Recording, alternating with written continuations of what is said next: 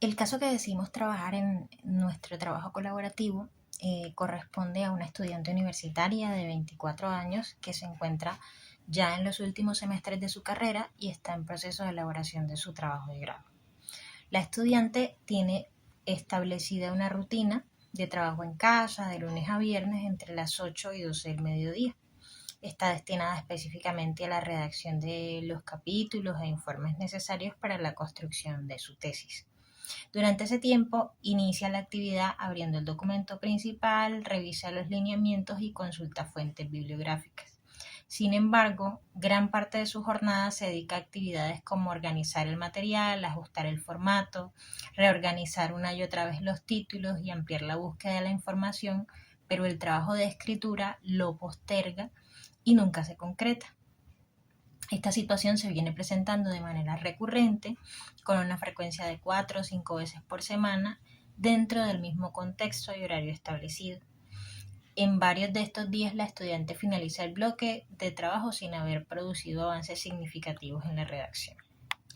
A nivel cognitivo, se identifican pensamientos como que esto tiene que quedar perfecto, que no estoy lista para escribir esto, que necesito más información antes de empezar. Y en cuanto a la experiencia emocional, se observa ansiedad anticipatoria al inicio de la tarea, tensión durante los intentos de trabajo y mucha frustración cuando se finaliza la jornada y se evidencia la falta de avance. A nivel conductual, la respuesta predominante es la evitación de la escritura, que se manifiesta en realización de tareas preparatorias de bajo impacto, pero no actividades concretas relacionadas con la actividad de escribir. Como consecuencia, a corto plazo se produce una disminución de la ansiedad al evitar la tarea, pero a mediano y largo plazo se genera acumulación del trabajo y aumento de la presión académica. Desde el enfoque de Aaron Beck, este caso se entiende a partir de la relación entre pensamientos, emociones y conducta.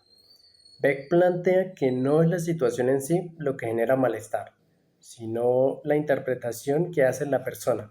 En este caso, la estudiante interpreta la tarea de escribir su trabajo de grado como algo muy exigente, lo que activa pensamientos automáticos como no estoy lista o esto tiene que quedar perfecto. Estos pensamientos generan ansiedad y tensión y eso influye en su conducta, llevándola a evitar la tarea o a postergarla. Además, estos pensamientos están relacionados con creencias más profundas, como la idea de que solo puede avanzar si todo está claro, o incluso una creencia central de que no es lo suficientemente capaz. Según Beck, estas creencias influyen en cómo la persona interpreta la realidad y terminan manteniendo el problema en el tiempo, generando un patrón repetitivo de evitación. Finalmente, la evitación se refuerza porque reduce la ansiedad en el momento, lo que hace que la conducta se repita. Por eso, desde este enfoque es clave trabajar en cambiar esos pensamientos para modificar tanto la emoción como la conducta. No es la situación en sí, sino la interpretación que hace la persona, y ahí es donde se puede intervenir. Yo voy a realizar la explicación del caso desde la teoría de Albert Ellis. Para Albert Ellis, el punto de partida es que los eventos no generan directamente las emociones o las conductas, sino que entre ambos existe un sistema de creencias que media la respuesta.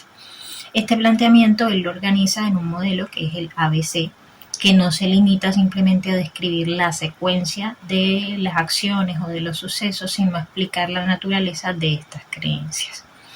Ellis propone que las creencias pueden ser racionales o irracionales. Las racionales tienen como característica que son flexibles, preferenciales y hay tolerancia al error.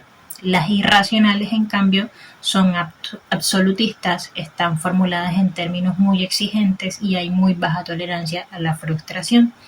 Este tipo de creencias tiende a generar respuestas emocionales más intensas y cierto tipo de conductas como las evitativas o las desadaptativas.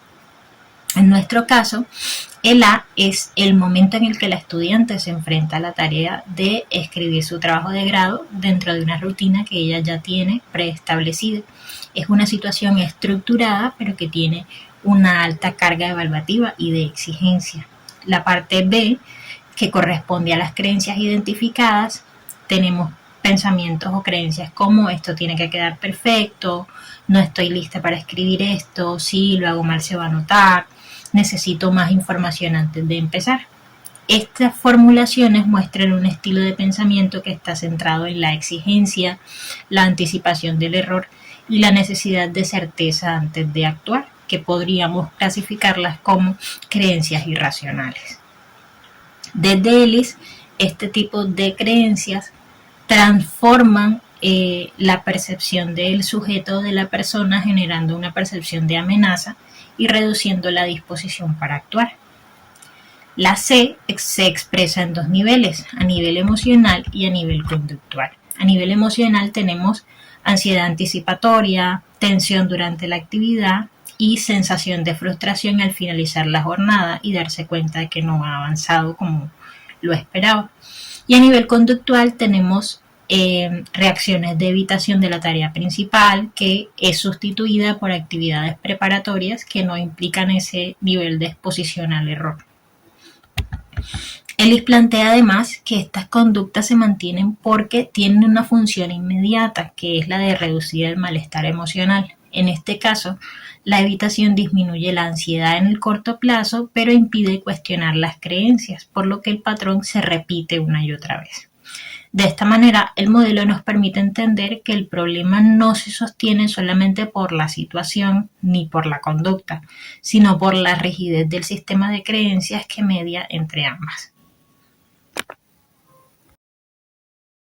Como conclusión, este trabajo nos permite entender cómo el enfoque cognitivo-conductual organiza el problema en distintos niveles que operan de manera coordinada.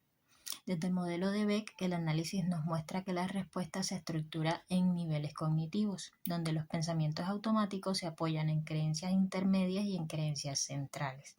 Las creencias centrales funcionan como base porque contienen ideas muy profundas sobre uno mismo que orientan la forma como interpretamos la experiencia.